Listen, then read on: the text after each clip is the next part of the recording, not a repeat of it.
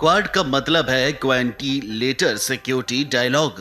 Quad के 4 सदस्य देश अमेरिका, जापान, भारत और ऑस्ट्रेलिया हैं। इस समूह के बनने के बाद से ही चीन चारों देशों पर निशाना साधता रहता है।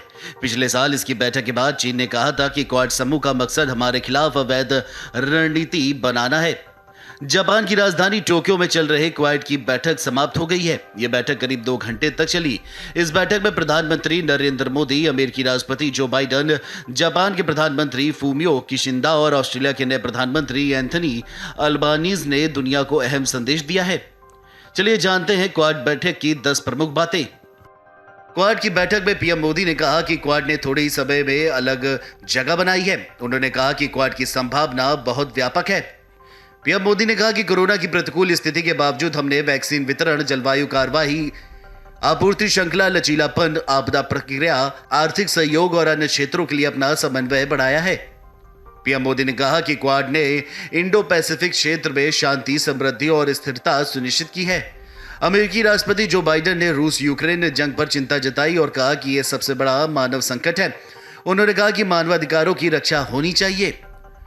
बाइडन ने कहा कि हिंद प्रशांत क्षेत्र को शांतिपूर्ण और स्थिर रखने के लिए हमें एकजुट होना होगा। बाइडन ने कहा कि पुतिन एक संस्कृति को खत्म करने की कोशिश कर रहे हैं। यह केवल यूरोप का मुद्दा नहीं बल्कि वैश्विक मुद्दा है।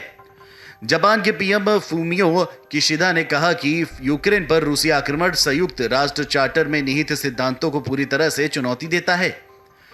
किशिदा ने कहा कि हमें आसियान, दक्षिण एशिया के साथ साथ हिंद प्रशांत देशों की आवाजों को ध्यान से सुननी चाहिए ताकि सहयोग को और आगे बढ़ाया जा सके। ऑस्ट्रेलिया के नए प्रधानमंत्री एंथनी अल्बानीज ने कहा कि मेरी सरकार 2030 तक उत्सर्जन में 43% की कमी करने का एक नया लक्ष्य निर्धारित करेगी और 2050 तक शुद्ध शून्य उत्सर्जन के लिए ट्रैक पर आएगी। अल्बानीज ने कहा कि नई ऑस्ट्रेलियाई सरकार जलवायु परिवर्तन, आर्थिक, साइबर, ऊर्जा, स्वास्थ्य और पर्यावरण सुरक्षा के माध्यम से एक अधिक लचीला हिंद प्रशांत क्षेत्र के निर्माण को प्राथमिकता देती है। बता दें कि पिछले साल यानी 2021 के वर्चुअल शिखर सम्मेलन में क्वाड नेताओं ने एक मुक्त, खुला और समावेशी हिंद प्रशांत क्षेत्र की बात की थी। इसके साथ ही इन देशों ने दुनिया की चुनौतियों पर एक साथ काम करने का संकेत दिया था, जिसमें जलवायु परिवर्तन, आतंकवाद, साइबर सुरक्षा, गुणवत्ता बुनियादी ढांचा निवेश आदि शामिल है। गुणवत्ता बुनियादी ढांचा निवेश को चीन के बेल्ट एंड रोड प्रोजेक्ट के काउंटर के तौर पर देखा जा रहा है।